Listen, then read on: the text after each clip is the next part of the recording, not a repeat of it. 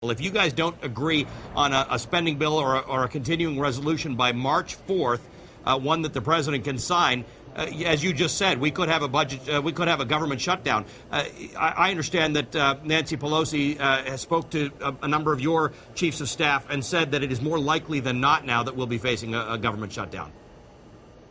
It's because the Republicans have shown an inability to govern. Look, they're in charge here in the House of Representatives. They seem unable to get their own crew to agree on what they want to do.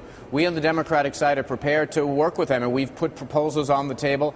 But they're in charge, and just like Newt Gingrich in 1995 and Boehner today, fundamentally, when you're the Republican Party in 2011, you know what you're against, but when it comes to governing, you're not very good at it, and that's what we're learning in this process. Well, Congressman, even if you don't agree on a bill, you know, as Ali said, and then you're going home for the long President's Day weekend, you know, is it possible for you all to reach some kind of resolution before that? Yeah, but the problem returns, Kathy, to the problem of the Republicans are having trouble getting it together amongst themselves. You remember what we just went through. We've been through a week of dysfunction.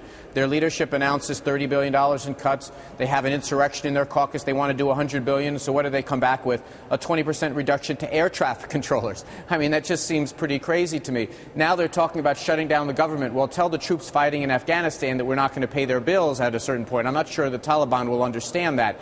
The Republicans won in 2010, took control of the House of Representatives. Now they're in charge. They've got to govern. They've shown from almost day one a fundamental inability to make the trains run on time, to make things work. And now there's no reason to expect they'll be able to pull it together. They're even saber-rattling about shutting down government. I think we've seen this movie before. The last time the Republicans were in charge. So are you. So are you. You just said it yourself. I mean, the fact is, the more people who talk about shutting down government, the more likely it becomes the kind of thing something is going to do. I think we all respect the passion you bring to every argument on the floor, and we respect that people go to Washington to do this.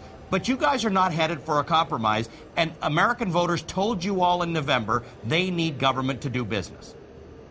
Hold on. First of all, you asked me a question to speculate on what I thought was going to happen, and then I answered it, and you said I'm contributing to it. No, I'm just trying to give you what I think. I'm watching this Republican majority. Congressman Wiener, you said they're saber-rattling about a government shutdown. So are you.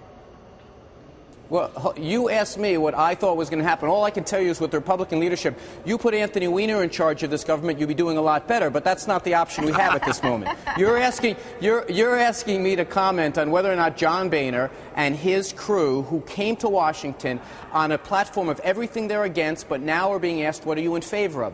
I don't believe, standing here, that the Republicans know what they're in favor of. So you want me to handicap whether they'll shut down government? The last time they took over Congress, that's what they did.